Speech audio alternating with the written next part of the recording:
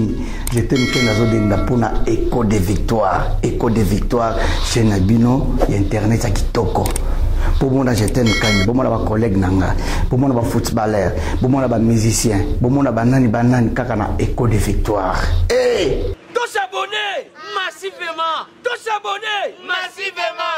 bandeko na ngai tolanda biso nyonso écho de victoire nde makambo mbote na ba internet nyoto bazolanda simple serviteur na bino mungu na bino mwa musana bino nde na benga makafa kusimana na R9 ndenge na nosali bino ndenge na bisaki bino vraiment na profiter ko pesa merci na mama Patricia Luzolo place zolanda ngai ba salam na place zolanda biso mama na pesi ba mbote na bato tout balinga biso bino bato bozala besoin de participer à l'émission numéro de téléphone les gens bo benga pendant la bozala décider à l'écho de victoire to ya maraba tout bato ba yebi mama nzambe po ato so la rama mama nzambe biso kenda musika to tozara pembeni na nzambe po ya nzambe ya male mais so que pesami a d'habiter na yebisa bino merci la fiscale okasamo na poto kala pourquoi na mon boss papi fondé ya ba papi lelo tozana papa na biso na plateau na biso écho de victoire.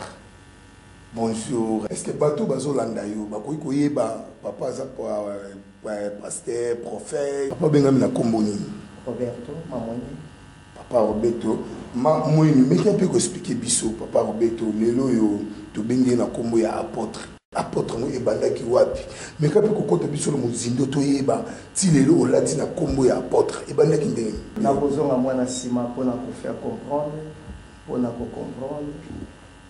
Ils allaient un jour vis-à-vis la situation d'Enge Badaka, difficulté pour le Kokota, pour nous ambazouluka créer le makampo à l'ongolo place où il y a zolingate, après ça qui accès na déplacé pour na ya na Mbokangula. Nous allons dans Mbokani. Na Congo Kinshasa. Voilà.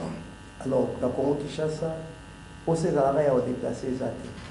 Mais ils ont un parcours circonstances pour nous amener ceux qui ont des dans ma casse, qui ont créé des problèmes. Si on a place parce que ceux qui ont des place, on a problème. Pas problème on a parcours na temps on a naza muto na bande ko sambela mais nazalaka na serviteur. Nazate mon nazalaka na discipline yanga.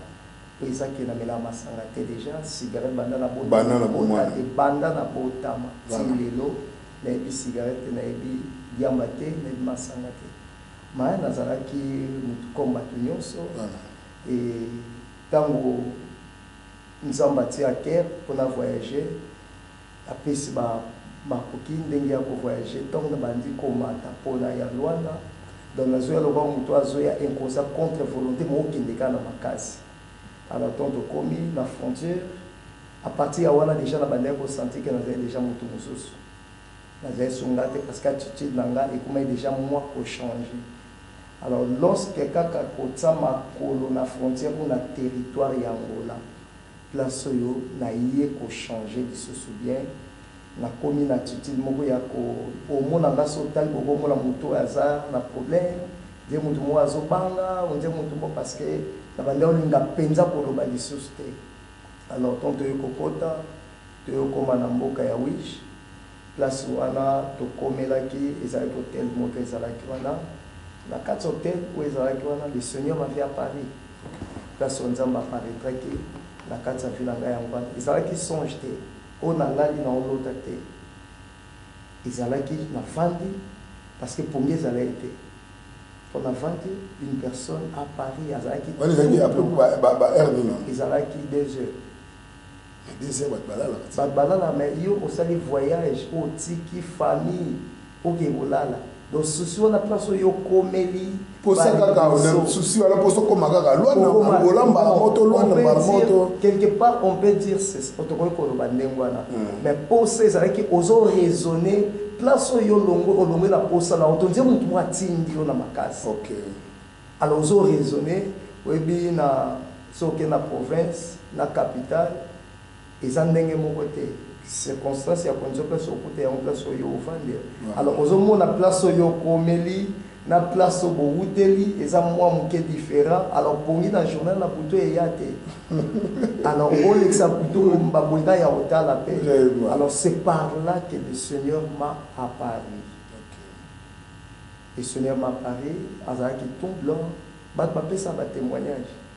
Oyoka, mais ce que je parle, c'est ce que moi j'ai vu. Okay. Et mon grand frère est là, il était toujours là, tout ça, les voyages de la Moko, évangile Chico, tout ça, de la Moko.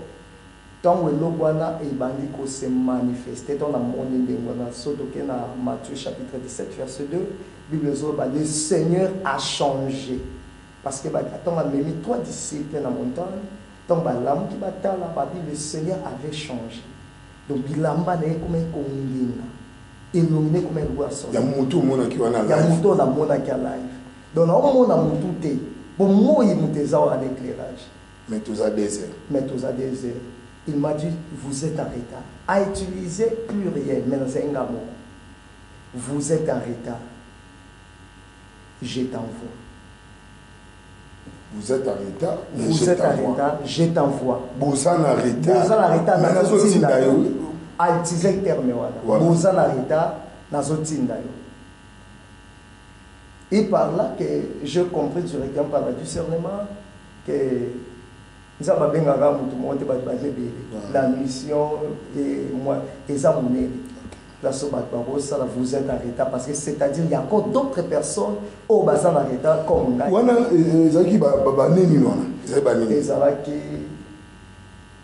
D'ici l'apparition du Seigneur, ils ont été en 2011.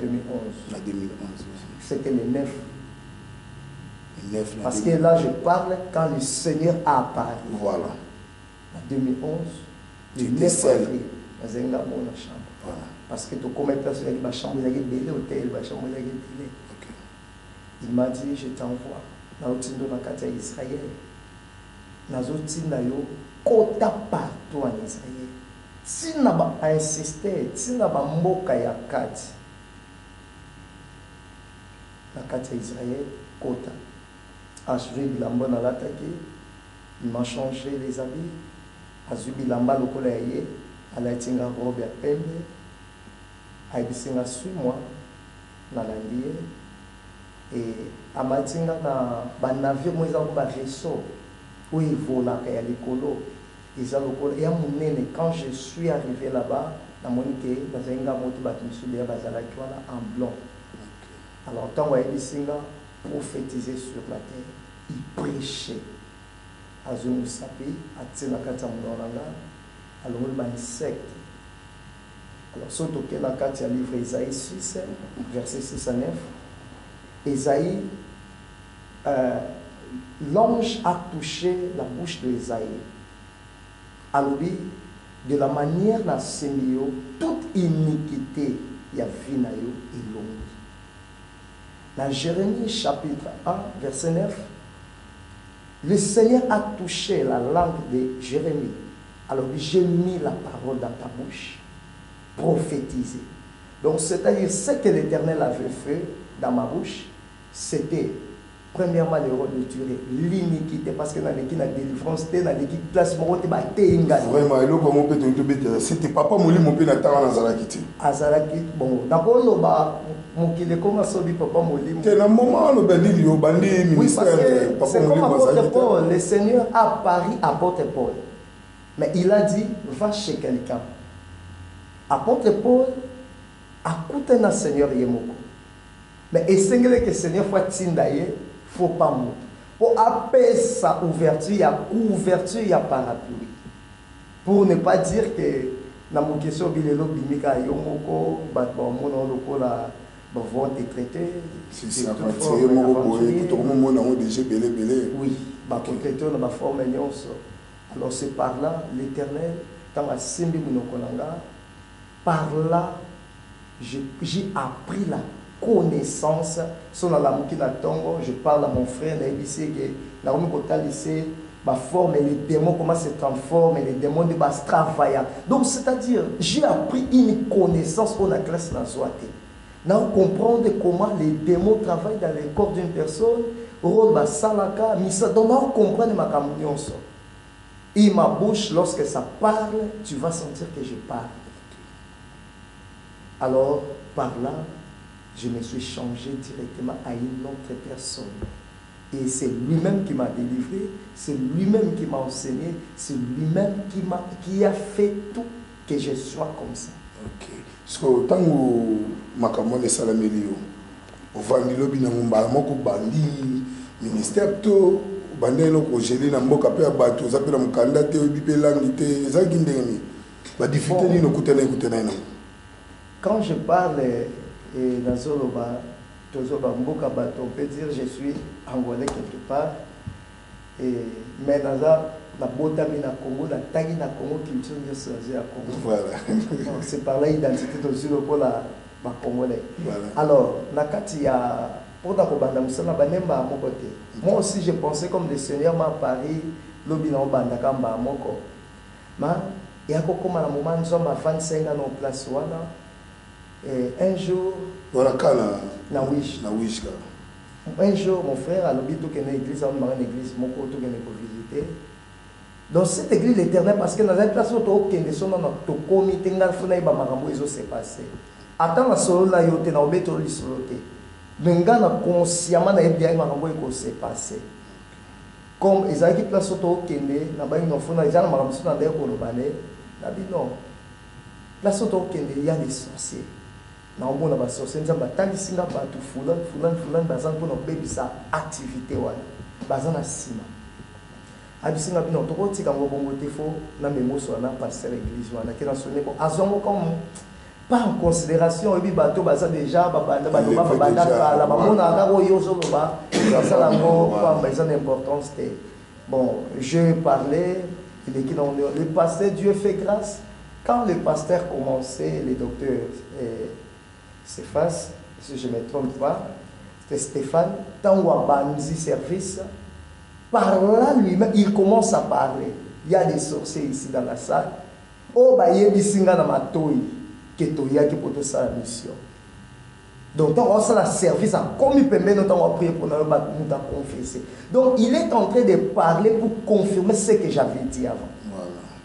Parce que place où tu prêter attention, tu es dans la manière où utiliser forme de ressources.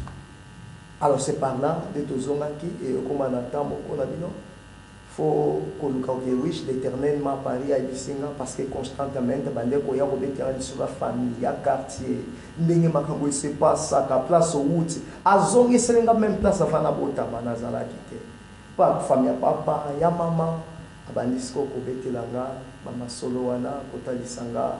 Ils sont par lesquels qu'il m'a donné. Andu Kota, Sarama Biloko, je ne peux pas parler. Nathan, on a au Bandaki qu'on concentre Kakananda, tout Bandok qui est l'église. Non, c'est l'église. Nanandok est l'église. On concentre. Nanandok est un soba meminga. Pour Bandok Mimanga. Vous avez dit que depuis la Congo, les Arabes qui sont à Kena. Nafanda Kananda, Nandofana, quand soba meminga la Kei. Soit meminga peut-être na fin de Kananda. Mais quand même. Mais, Nazaka son a continue à obimate. Si on a prié dans le sur les bandatés, si on a fait un ndako pour ça, solo la kaka. Nando bimate, si on a bimi dans son âme depuis là, si to komawana, nando son âme batute, mandefu, suki, nakazarate, bandefu ebele, dans son moninga boluba, muto so okota langate, parce que son okota langate pour moi muto a sekate. Nando son âme muto moko, c'est mon frère Chico. Il y a un solo anaï.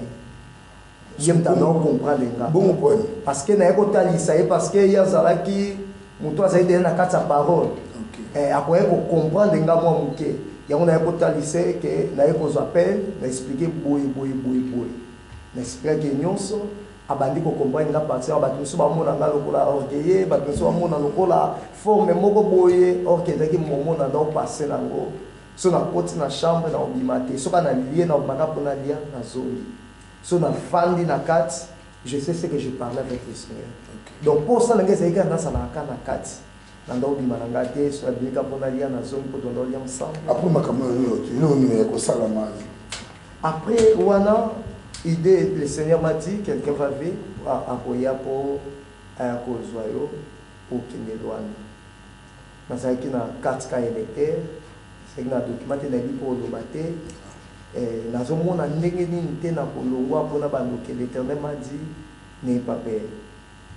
Donc, comme on a la papelette qui n'a pas ailleurs, à l'hôpital, ailleurs, à Komi, à Bino, avant d'abord 2 jours pour Tolongwa, 3e jour, tu es Kolonga Bino, photos de pasteur Moko, à l'époque, il y avait pasteur Tito, à des photos de la pasteur Moko, collègue, frère Moko église, Aya Salanzelo, Poto Kenen Zela Moko, Tangwa Yepe, Azubiso, Tokiabino, donc il y a dans un voyage, taxi de la Wana, à des photos chargées, 2 personnes, tu vas dans la voiture. Tant à bâti 2 personnes, tous les 2 personnes, après on a vendu qui, la forme et l'attitude, on a tiré le beau pour qu'on a les vitres, on a l'ali, dans le monde, les colos, les lumières, le cola sansa, ils ont quitté Tina Sama Bélé, ils ont quitté aussi les colos, tant ils ont quitté touché comme ma Bélé, pas et comme une en tennis, abandonné pendant la journée. Pendant la journée, Voilà. na kiti ya liboso place papa lek danga vandaki parce que senga ke so mamai. OK. Alors tant que so mamai yeta wa toucher ka mabele avandi ba mona kiti ya liboso. Parce que zaki na god na ye na sac ya pasta na ezalaki. God na ezalaki wana azu god wana atsango pembe ya vandi. Alors eza place au mutu de azalaki. Ngapna na vandaki na teka bona otala ye parce que je comprenais ce qui s'est passé. C'est ça. Tant wa ye ayo koute wana bino. Est-ce que nous avons la place? Mais oui, Salama Kiwana, je sais que c'était la force de Dieu. Donc, quand Dieu est en train de te parler, on peut se poser à Rondima. Donc, Andimi na malembe azongi na sima avani. Voilà, papa lecto. Papa leki. Akefanda na sima. Il y a vandi liboso. Après, frère Mosoyo, il y a na mwana ya moke. Bavandi. Ndeto bandoke. Il y a vandi liboso. Ndeto sans la voyage. Na longa wish ti Luanda samba senga nga document. C'était comment la là tandis que vous avez documenté la là va tellement ça. C'était ceci. Alors on a voyagé à l'époque. Na komi to komi bandi ko ke na premier voyage barrière pour ba barrière ezebeli wish Luanda. C'est ça. Première barrière ba sengi ba nyos ba document ba bandi senga. Ba sengi chauffeur, ba sengi papa lek document moi na wana zaki na sima na papa na ye basengi papa ye document basengi ya moi bandi compliqué moi na kombo mo ezalaki wana bakomaki o mabe complication bandi wana siko tala moi na muke âge à 3 ans so nga mukolo alors na tawana tant bazo compliqué bani so ba ya pananga so damba mo bandi ko défendre lokola mo doit défendre moi na wana. Parce que moi il y a déjà pas nanga abandio loba. Est-ce que moi non asala na document na defa ou place ma sala ba document alobi non asala kuna te. Mais comment bino bo compliqué document oyo l'état atie batu basali yango bino bo compliqué. Toka bandi ko loba bonga bi ça va. Après ce document pas moi na azongi ici to bandi ke. Distraction mo côté na la côté wana poka batu nanga te. Tokomi na ba barrière mais sur chaque barrière yem de fois no soka lobi ba senga.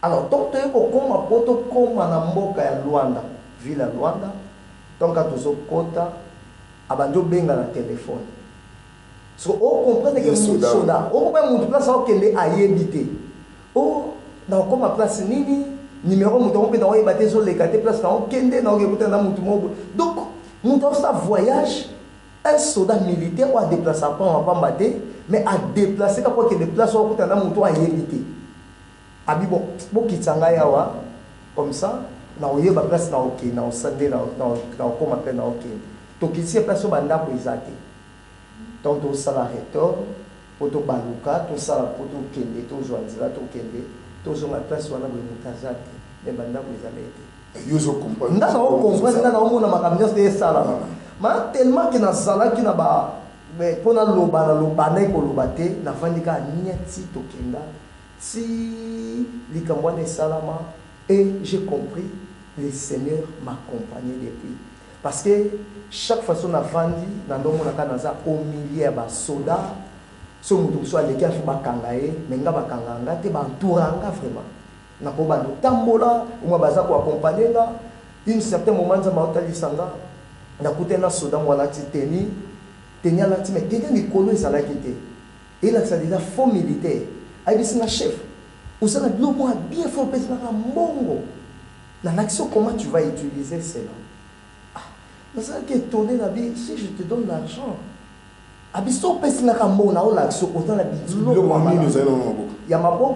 j'ai compris que c'était la grâce de Dieu. Amen. Tu ne sais pas utiliser. Non, et par là, donc on a posé question dans la char et la garde républicaine. Et ben dit qu'on y est belé na mindo kamine le quoi ba ok guerre. To ba yé pembe na miso ba cerclenga miso ba landi. Et le Seigneur m'a dit, ce sont les faux que tu vas retrouver dans les chemins. Tu as tout dans ta vie. Mais Bakoya pour troubler, il viendra pour te mentir, pour te défier le chemin. Et ton a commis Luanda, c'est commis na koma qui va flek nanga, bando samela l'église mère, et par là que bameninga kuna. Bon, et par là, Dieu m'avait confirmé. Est-ce que papa a compris qu'il y a pour quotidien dans le ministère?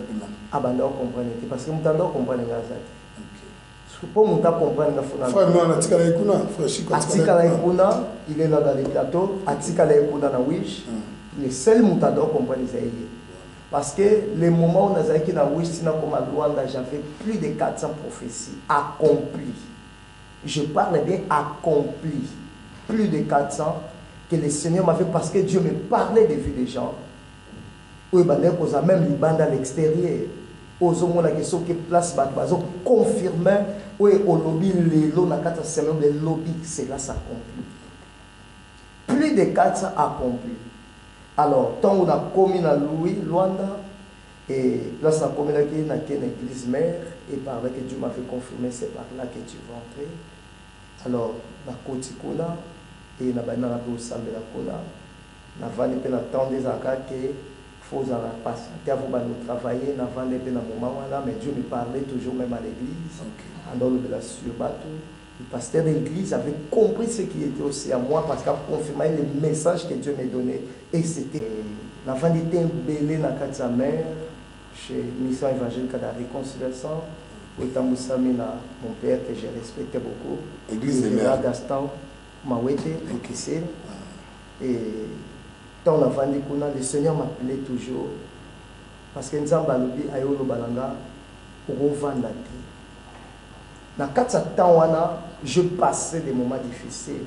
Parce que nous avons beaucoup changé en un coup d'œil. Et où est-ce qu'on a les bandas, où est-ce qu'on a les babatou. Vous avez déjà papa qui oui, il y a un certain moment, dans ce voyage, je me retourne à Nakuta qui est sur des places à Zalaki. Et place à l'état, Nakuti était. Et c'est là qu'il faut pour le place à Otsamutu. Pour le place à Otsamutu.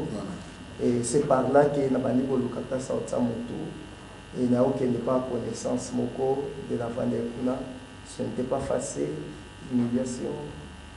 C'est ce que l'on et pas de connaissance qu'à mon côté, il y a un peu dans 4 maisons.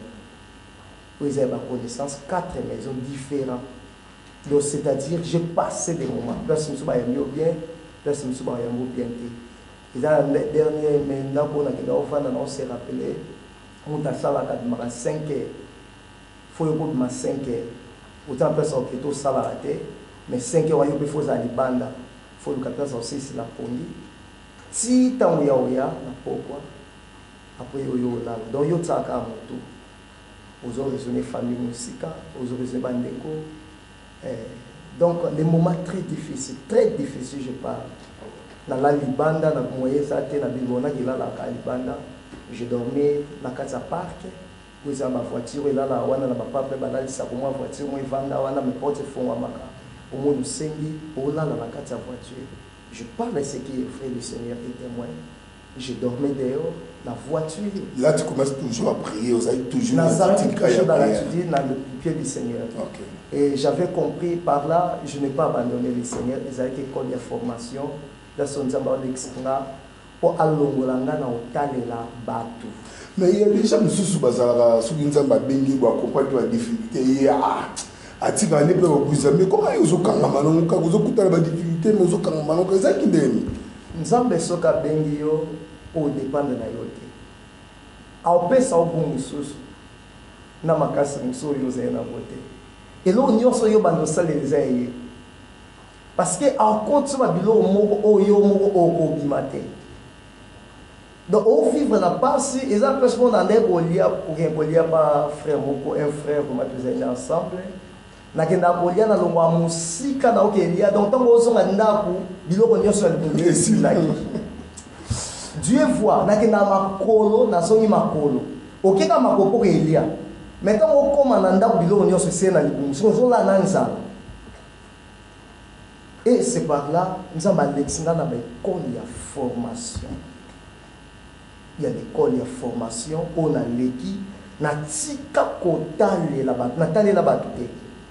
Na eko comprendre que nous sommes en un apostat histoire à Moïse, là bas Moïse place à qui a malam pour amener quelque part. Pour Moïse a tika kotale la royauté à Pharaon. Ata la ba luxo ezale na ngote. Nous sommes bâtis Moïse a comme le roi Moutoyo a pendant qu'on travaille comme un berger raisonner Mouto a préparé à la roi. Mais à comme il préparé, il y a dirigé ma pâte où il y a comme beaucoup la pâte à battre. Quelle humiliation. Quelle humiliation. Or, c'était l'école de formation de l'Éternel. Nous avons ça parce que Moïse, dans ce temps-là, a bossé na papa, a bossé na maman, a bossé na zana yaya. Pour Moïse, se rappeler, zana papa, zana maman, zana yaya, il faut nous rappeler que nous avons une seconde. Parce que Moïse, ça a 40 ans. Alors, n'importe où, nous avons benganga.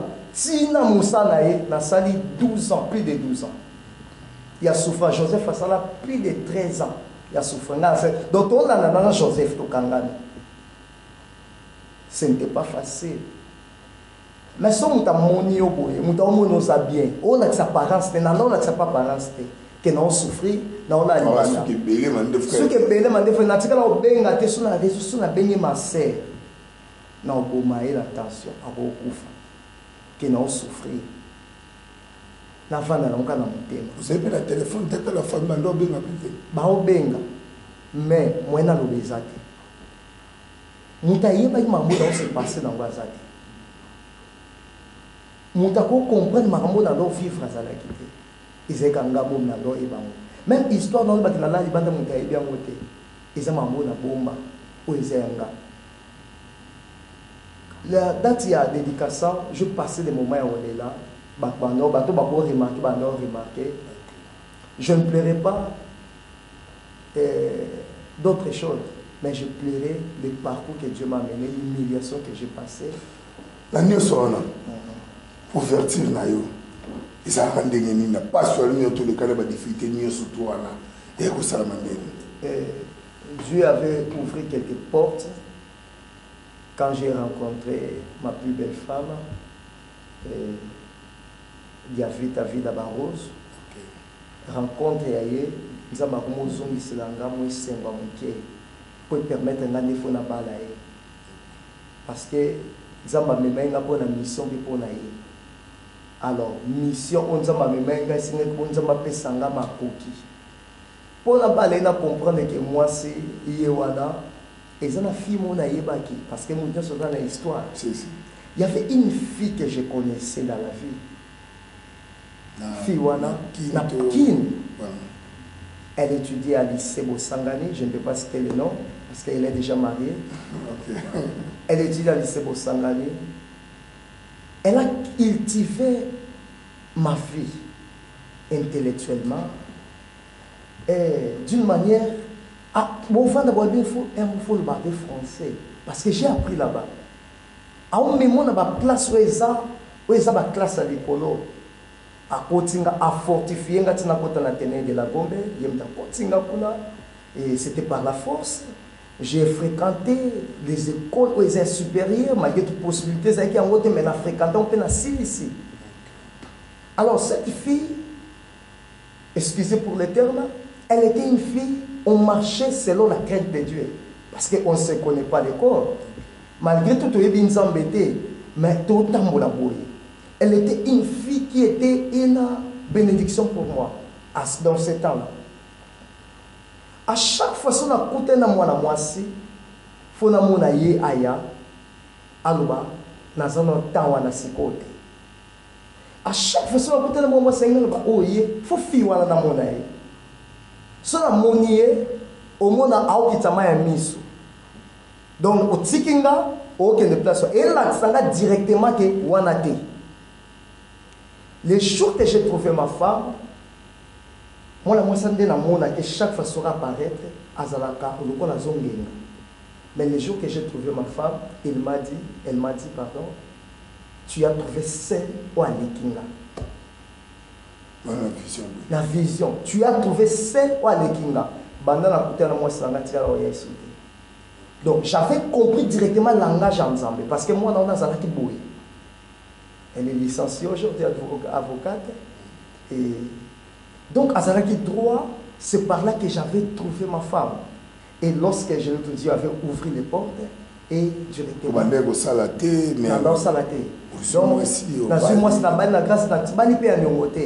J'ai tout payé et tout acheté. Non que moi-même tout seul. C'était miracle. Miracle va expliquer en côté. Si on lui formule le miracle, il est sur Yanzambe. Donc c'était la grâce de Dieu. Après tant que balani, et Dieu commence des choses. Tant que moi parce que j'ai des enfants, moi je Emmanuel, bateau bayaka kotala Emmanuel. Nanda parce que ndako nanda ovanda so yo no babela awate weza pona yote.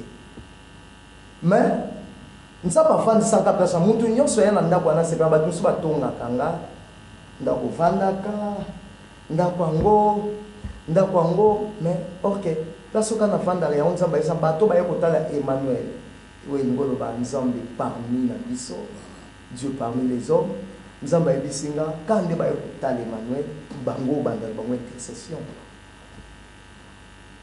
Alors tant nzamba zo ba bongo na ba anobenga dia banda kala na banda so na na mbongo te na zana ngoti na banda place ni lopango ezate na obandila wapi. Alors tant nzamba lo bongo ka lopango oyo ba mona baseka ndabo wana ya place na bandila eza aéroport où banda ko ate ba ange ba komé ko kitela na kata lopango wana tozena kata ndako ya moke intercession 2 personnes beaucoup mi 4 bobinoto malibanda libano peut espace à tombe sur 2 mètres 3 mètres à 5 ya moke ba photo ça ba image ezali place en salité mais aux autres là j'ai fréquenté les écoles l'université place so talinga place na fréquenté na place on nzamba memingo place dans vivre et so bala na té. Mais na s'adapter na ngoka na zo kende ka na rythme wana. Alors ata mutemezo lingate mais na sala kaka na zo sala et on so kepe no zo lela na kati mais so bimi banda ko zo lela te. Je plairais vraiment chaque jour je plairais. Au monde apenza bakomoya nzamba ko banda to bimi libanda to tsa kapo mbu le bete la ka wana. Et vous pour la moula, non, on a déjà la côte déjà la mer, bah consacré nga, dans un appel il y a 12 ans passés, le ministère n'a pas confirmé qu'à la limite à l'âge à 30 ans. Âge à 30 ans, c'est chiffre 30, c'est un chiffre prophétique. Bah consacré nga l'âge à 30 ans, la 30e anniversaire il y a communauté mère. Na âge à 30 ans, la 30e anniversaire de la communauté mais consacration nanga ba pasteur ba ya monde entier o ba simbanga na motu. Je ne te pas seul, je parle à moi parce que le Seigneur a lobby vous en arrêtez ba image ezali papa Gaston to ebi que na tante so la boyo ba la servicio ba image o ba to comprendre c'est vrai na malobo nyoto. Apôtre donc, ils ont dit 30e anniversaire, ils ont une délégation au monde entier. Asie, Amérique. Ils ont dit jour anniversaire, jour anniversaire, même jour anniversaire, parce que date, il y a communauté église, il y a communauté langa, ils ont même date dans la Bretagne. Donc, le même âge, le 3 mars Il y a une place où il va consacrer les gens. Et ça qui est mon prophétique. Donc, il y a des raté. Place où il va consacrer un prophète. C'est ce que j'avais déjà vu dans les visions. Mais, je connaissais ma maison. Dans ça, l'effort, mon côté. Alors, c'était par là, on a confirmé ce que moi j'avais ou ce que Dieu avait mis à moi. Comme la grâce. Parce que, dans ce temps-là, même avant la consacration, il y avait des délivrances que l'Éternel opérait des choses qui sont taliboyées, tu peux dire, parce que qui c'est. Donc il y a des combos. Dieu faisait des choses où ils ont les mains et abattu. Donc, où ils ont les mains et abattu, il y a un salle. C'est par là qu'on va consacrer là. Et Dieu avait dit, le temps est venu maintenant. En pleine culte, il y a église, un pasteur avait été venu à l'obé, à tel émission en pleine culte. Je le salue. Le pasteur, si je ne me trompe pas, à ce temps-là, le nom, ça va venir, comme on est parce que je parle des choses qui sont vraies. Il faut attendre comme on est mensonge. Miss Pasteur Mystère, il y a Luandawa, à telle émission directement. L'Éternel m'a tenté de me dire ton temps est venu. Parce que l'occasion est déjà un sala. Na komuluka déjà, na kokisa baduki, maman ya mai mari. Donc na ibi que ton temps est venu. N'a pas pensé la wana. Mais or que le temps que Dieu me parlait, c'était le temps du ministère. L'Éternel est en train de me dire ton temps est venu. On se pose ma question de n'engue bandé. Parce que nous avons passé un moment difficile. Nous avons quand mais ce n'était pas l'argent. C'était le temps de commencer le ministère. Le ministère est bandé place à mon, il y a mon guéri. Au bâtiment sur ma mon, il y a au sous ma bande au cambo. Au sous ma bande. Il passe. Oui, le bon m'a fait un bon. Oui, tu as vu quand maman qui est l'église pour nous dire à oui. Après ce temps-là, et je passe des moments où on a un coup de maman, sur place, et moment difficile. Et puis 2 personnes, 3 personnes. Il faut persévérer dans la gare chaque jour. Vous allez appuyer, il faut former Yomoko, nous former Ngamoko, et nous former un protocole, nous former interprète, nous former modérateur. Donc, nous avons formé Nyonso. Quand Dieu appelle quelqu'un, il va te donner la grâce de former. Parce que, j'ai toi et Moïse, alors ils ont été moussalo, ils ont sala et ils ont même on a passé, ils ont fait souffrir pour qu'on soit bateau, pour charger bangouan. Donc c'est-à-dire, on va former bateau, on va sala moussalo, on va sala moyomoko bateau, on sala là yango. Bateau on a Bible solo ba. Grâce on est pas la bangote, pas nzambe mbamote, nzamba lobi boye. Grâce c'est pas Moïse à transmettre pas la bangote. Donc, comment dépendre de la grâce à Moïse? Alors, Dieu, quand appelle quelqu'un, il capacite une personne pour transmettre la grâce. Pour s'adapter facilement, pour soutenir Ève. Alors,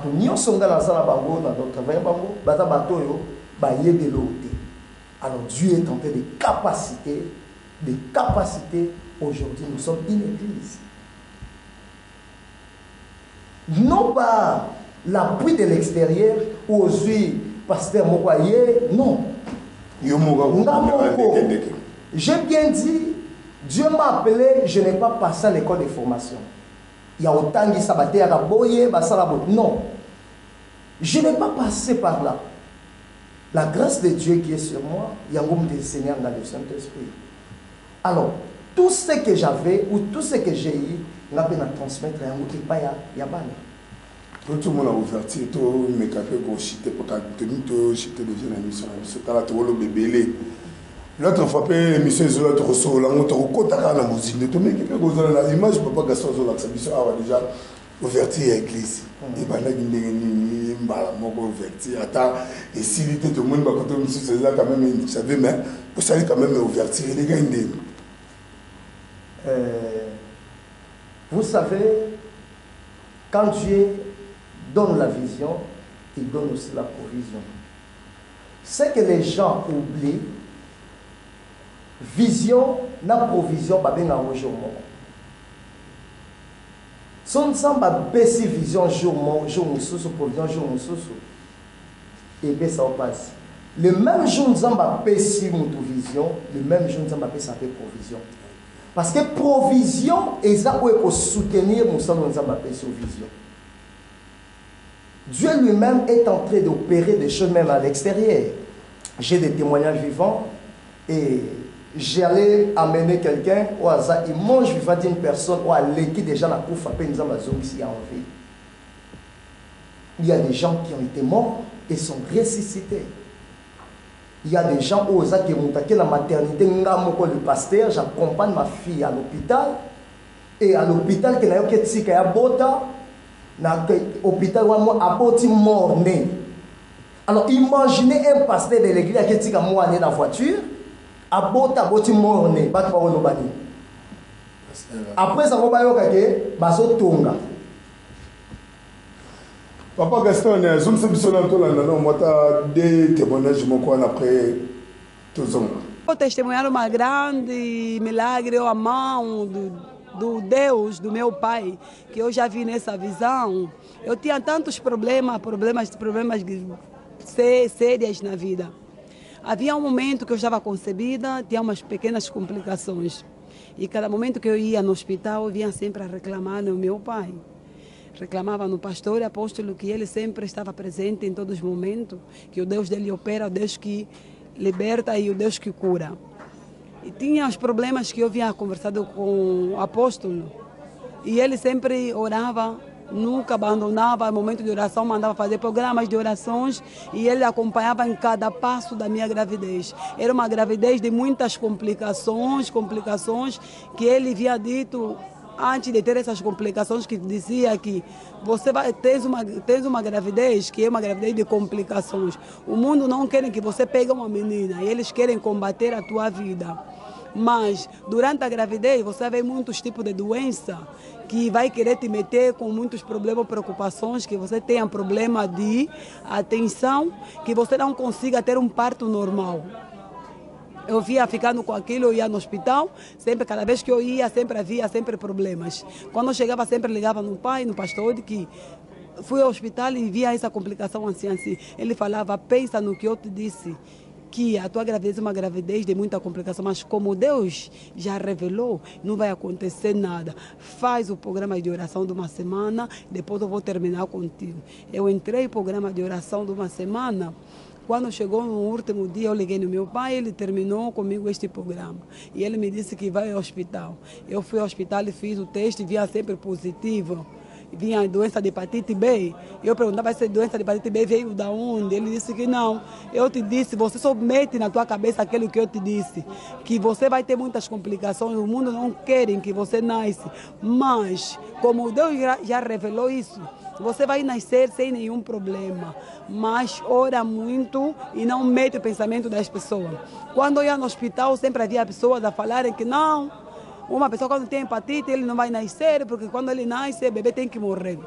Cada vez que eu voltava com esse problema, sempre tinha problemas, sempre tinha pensamentos. E eu sempre ligava nele, ele falava que não pensa muito, vai nascer num parto normal. Eu peguei aquilo e meti na minha cabeça. Quando outro dia fui no hospital, os doutores disseram que não. Hepatite B é a doença que você tem. Tens que ir comprar uma ampola. E a ampola só é nas clínicas. Eles me citaram a clínica do Girassol, a clínica da Indiama e a clínica do Espírito Santo. Só são as clínicas que eu posso encontrar lá esses tipos de cápsulas, de ampolas. E essa ampola tinham que comprar e deixar lá na clínica. Quando tiver o dia do parto, uma das irmãs familiares que vai pegar essa ampola para poder dar na criança. Quando não tiver essa ampola, é que a criança não vive, a criança pode morrer. Eu disse, estou grávida, gravidez de 9 meses, vou perder criança sem pegar através dessa doença. Ele disse, não se preocupa, você vai nascer sem nenhum problema. No último dia ele vinha orando para mim e ele me disse que não. O Deus da embaixada, ele vai operar. O Deus que me chamou nesse ministério, ele vai trabalhar. Você vai nascer sem nenhuma complicação. Se no dia do teu parto tiver pessoas para complicar, essas pessoas vão abandonar a sala e outras pessoas vão entrar para te dar um parto normal. E eu vinha colocando aquilo na minha cabeça, isso que veio acontecer no dia do parto.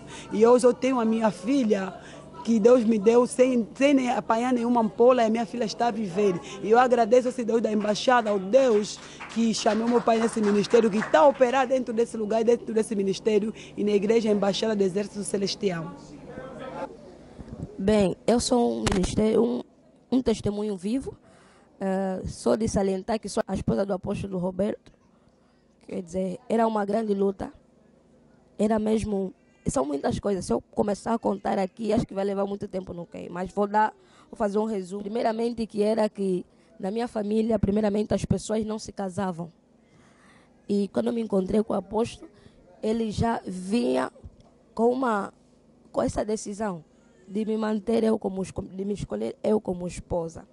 Quer dizer, desde que me encontrei com o pastor, são várias coisas, vários testemunhos, várias lutas, vários combates que eu venci. É algo muito grave, que as pessoas na minha família, quando entram no casamento, normalmente saem. Mas é um testemunho todo dentro da casa do meu esposo, até agora. Já estamos juntos a caminho de 7 anos, já. E muitas outras coisas que eu testemunhei nesse ministério, as pessoas de SIDA a serem curadas, muitos laços familiares a ser quebrados, as pessoas não podiam trabalhar. Eu mesma, como esposa do pastor, eu via testemunho das pessoas desempregadas, mas que recebiam cura por intermédio dele. Vimos o Deus do apóstolo Roberto, o Deus do exército, a operar.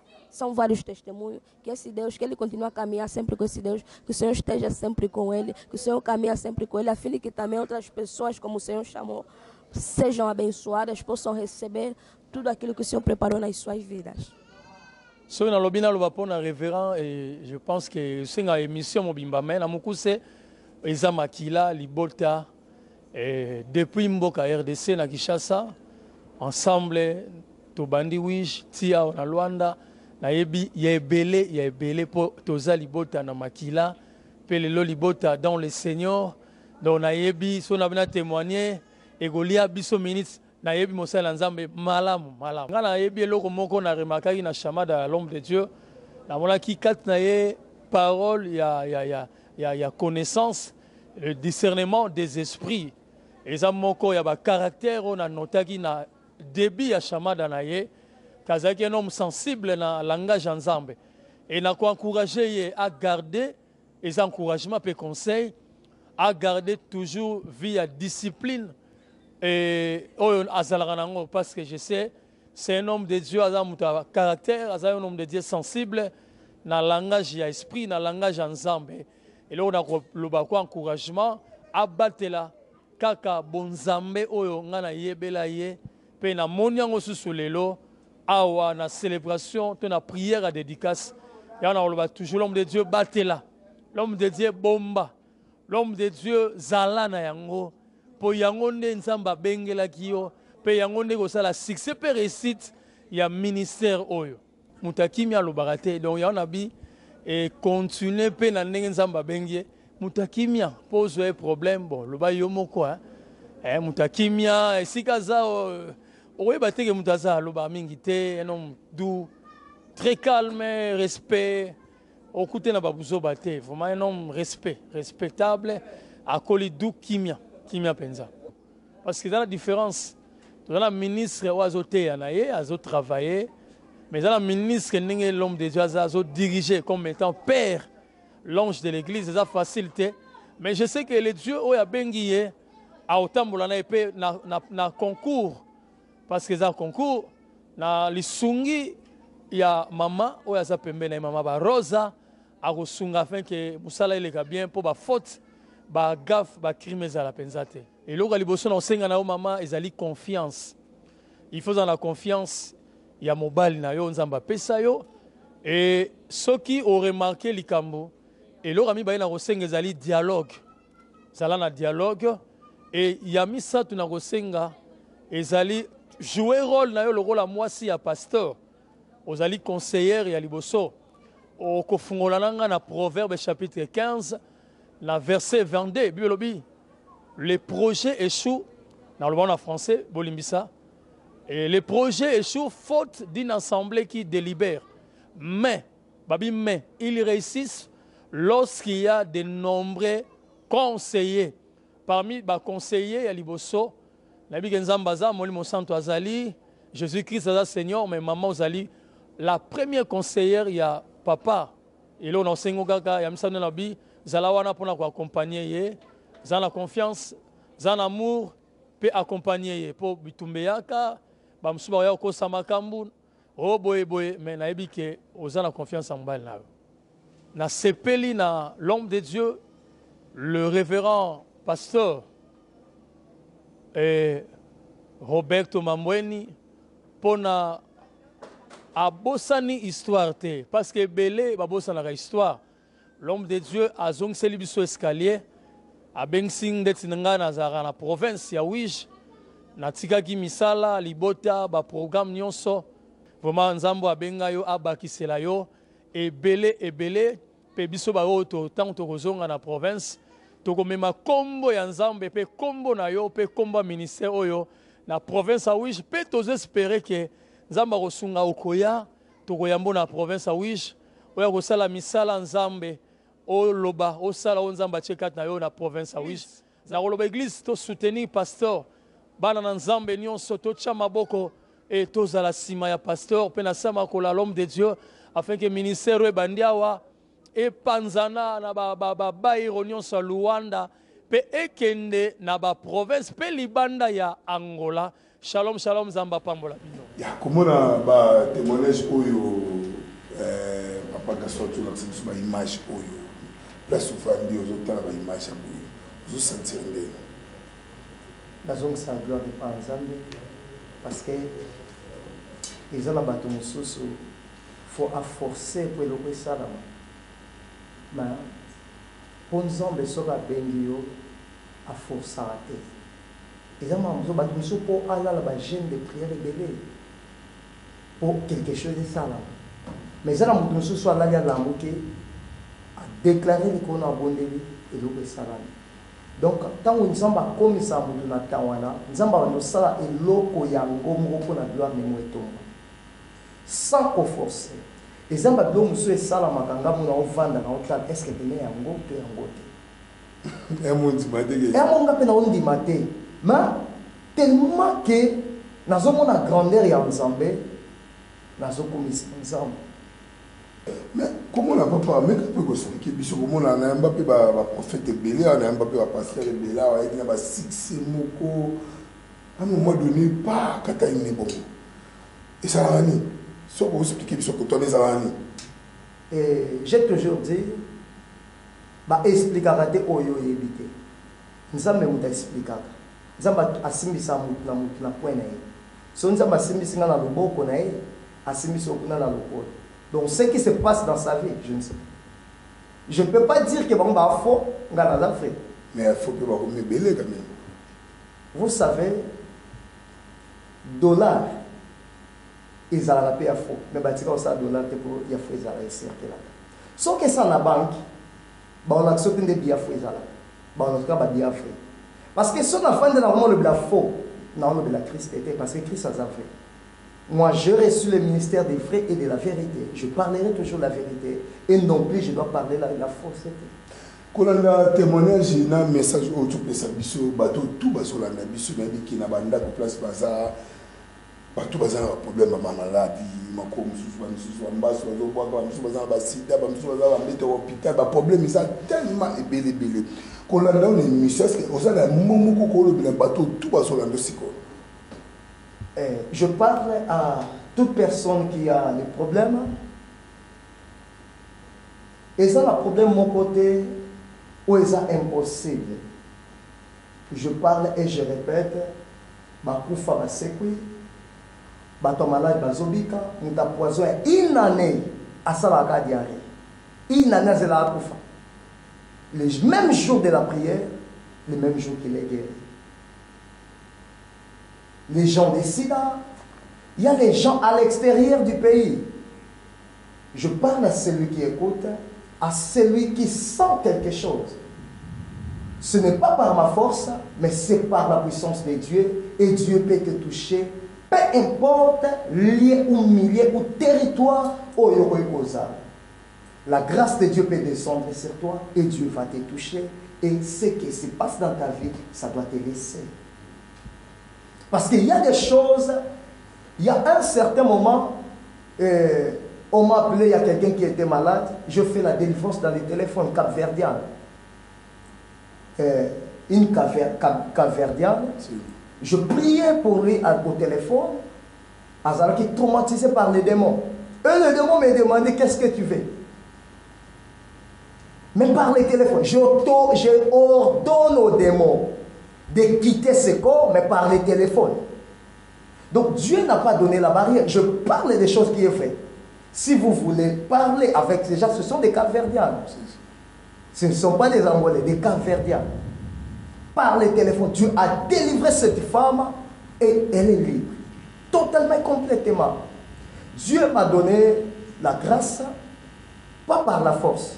J'ai réussi le ministère vrai, je vis le Seigneur vrai. Ce que Abraham vivait, c'est ce que moi aussi j'ai vu. Parce que la Bible dit, il est le même hier, aujourd'hui, éternellement. À chaque fois je dis, c'est vrai, le Dieu d'Abraham est aussi mon Dieu. Parce qu'il s'est présenté, je suis le chef de l'armée céleste. Je t'envoie sur Israël. Je parle à tout le monde qui m'écoute. Ozolandana, il est temps pour toi. Ce n'est pas pour rien que tu es en train de passer le moment d'écouter ce message ou ces chaînes de télévision. Parce que Dieu a permis que tu puisses accompagner. Ne laisse pas cela passer. Peu importe ce que tu passes, peu importe là où tu es.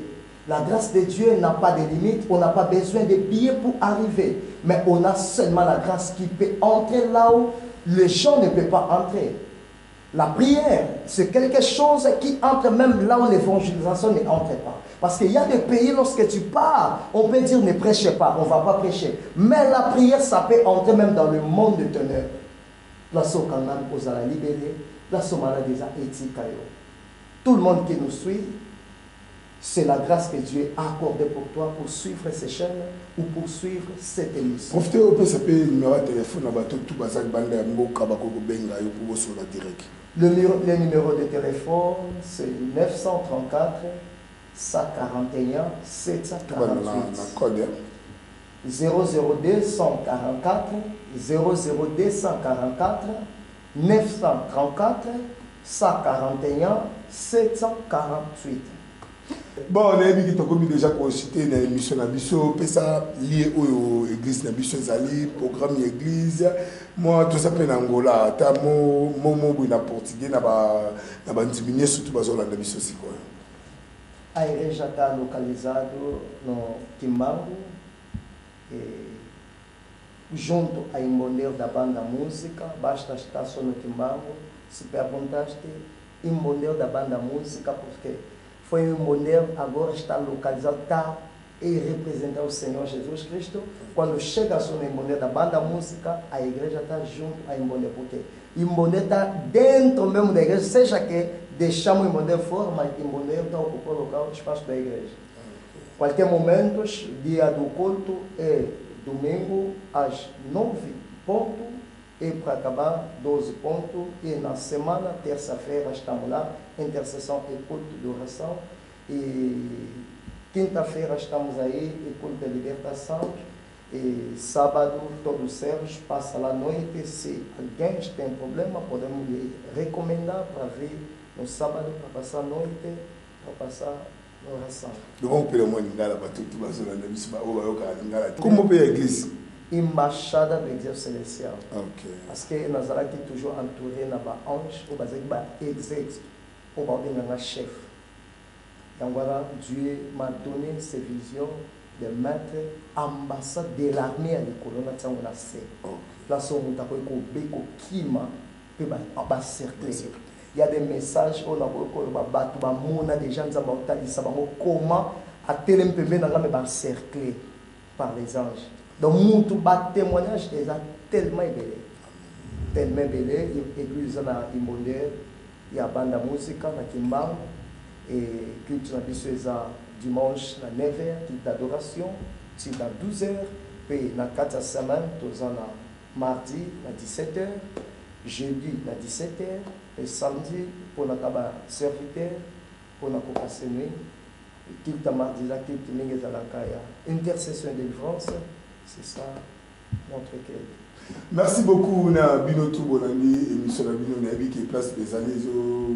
Quand on a besoin de contacter, papa a besoin de pour a besoin de Bengaï, solo, là, il y a quand même l'église, Ayamba, Capé, je vois un message sur nous. Diado, pour faire un peu près de Bengala, et Zadi a toujours un peu lundi, Dina Yambaka, à partir de 9h, 12h. Lundi, 9h, 12h, mais ça sera dispo pour la montagne. Ok, programme déjà. Pour tant commis, il faut ça passer, on est pour l'encoutater. Pour Talara déjà commis, cadré pour nous me folie, quand papa Chico, papa Chico Alexio, papa David, la même mieux, papa comme papa Nayo. Maman me super, par contre, déclarer un numéro de téléphone de commis bien pour nous repousser la pembe, la papier, commis, qu'on sali, nous jetons, foutinons, kuna, pour commenter pembe, non, ce qui n'est pas dans le peu aux alentours. Ce que Dieu m'a discipliné, nous faisons faveur. Ils ont offert, non pour ce qu'on a nada, pour consulter, ils ont consulté le prophète. Nous, café, j'ai sur des PD ou des cobras, on va leur nous et vous dire qu'on va faire ça, le Seigneur va m'abandonner, on va me rejeter dans quel pays. Parce que nous avons forcé, dans le Seigneur, tout est comme ma foutate. Tu pèses à peu mafuta te, tu t'es qu'à maïté, tu pèses à peu maïté, tu fous ça à peu de consultation, nous faisons à faveur, Kobika nous faisait à faveur. Donc voilà, il va me faire pour banyango mettant au comment la foule a battu comme bon ouais. Tout le monde a envoyé belé pour nous écouter la message, mais il fallait au sous-macheto, bablo marque même consulta et comment rendre ngwana. Les bandeli on a besoin gagner dans nos bandimi après tant bon oui belé ali. Comme il a ma fou. La zone va bien plus de 12 ans. Plus de 12 ans moi la botte me banjolo ba. Ils ont facilité. J'ai l'expérience avec Dieu. Je sais ce que je parle. Je ne dis pas que je suis plus meilleur, dans un plus puissant, dans la force pour les cabatonios. Ou alors, il y a un exemple, il y a évité personne à réserver pour Nanda. Mais ce que moi je sais, je n'ai pas encore fait. Et pour moi, je ne le ferai plus. Parce que si on a salé en haut, la bande doctrine, on nous a pas fait. Parce qu'un apôtre, c'est celui qui, avant de sa doctrine, avant de sa cas, et l'eau nous a bâti dans la classe. Jésus a été gâté, a été kamaïté. N'a pas été parce que nous sommes en salango. N'a pas ministère, n'a pas vocation à bangoté, n'a jugé bangoté. Mais on nous a pas fait ils ont un bon côté. Parce que on a salango les lots, n'a pas été maïté l'église, n'a pas été mafoutate, n'a pas été consultation. Mais c'est par la grâce de Dieu. Je prie pour quelqu'un et la personne lui-même a senti, je dois faire ceci. En Europe, en Amérique, il y a des gens qui se touchent pour soutenir. Même en Afrique, je ne demande rien, mais tout le monde soutient parce que nous avons une provision pour soutenir. Ce n'est pas dit que pour avoir l'argent, il faut acheter quelque chose. Donc, comme on dit, on a un sanctuaire pour nous bon. Alors, l'Éternel, qui a une personne à Libanda, a commis ce capable, il y a une personne qui merci beaucoup, Némi, qui place besoin de la semaine, qui a mis le mon salut à Nzambe, papa, à l'objet vérité, au Italie, place Bino Boté Carvamai, que bon, nous sommes polémiques, de ce cas, pardon, bon, nous sommes bisous, Zarama, bon, Bino Bato, vous avez besoin de participer à l'émission, numéro de téléphone des gens, tous en pour la Bino, surtout, ou tout à l'heure, besoin de papa, numéro de téléphone, à moi, la PC, hier, ça n'est pas jeté, tout est cité. Là, mon coup de l'année dernière, ok, nous avons beaucoup de jeté ça. J'ai tué ça à titre au Kenya. Nabi papa Gaston pas bon c'est déjà famille au Kenya. J'ai et ça te merci Nabi le tout bozolanda. Tu commis déjà na suka message clé où il y a pas tout bazolanda yo. Batika la tana bonne bala la kimia un message nous pesi bon na bouton edo. Nazo bonde na pola moto nyonso ozolanda moment oyo fongoli chaîne ozolanda. Je déclare la grâce de Dieu sur toi. La Seigneur, ça est impossible comme possible. Bah ange ambassade ya armée céleste. Bah comme bah ange na yo. Bah cotisant la carte sa possession au nom de Jésus. nous avons appris ça et nous au simba la facilité sans que au prier. Au nion sur la problème à ma bota, je déclare au moment où tombe le beaucoup pour faire les chaînes yo, ticket au vivre au témoigner na Congo na Yesu. Malade c'est impossible. Je déclare la grâce de Dieu sur ta vie, la grâce, l'onction de la guérison et quand ta siko na kata vie na yo et l'oconion so eza barrière et fongwama et pesa yo accès au vivre guérison. Que ce soit la force de la sorcellerie familiale, du quartier, il y a pas un centre, place Kangama. Je parle que le Seigneur est capable de te délivrer. Il est en train de te délivrer au nom de Jésus. Merci beaucoup. Place pour la démission. Merci. Émission na bino yango bino bato ozana besoin de participer numéro de téléphone ça wana bato tout bazana besoin balanda émission on est écho de victoire na global detox TV sur Betty Carte ozana vraiment besoin émission de partager partout ozana décider na la bino tukutani semaine prochaine bye bye.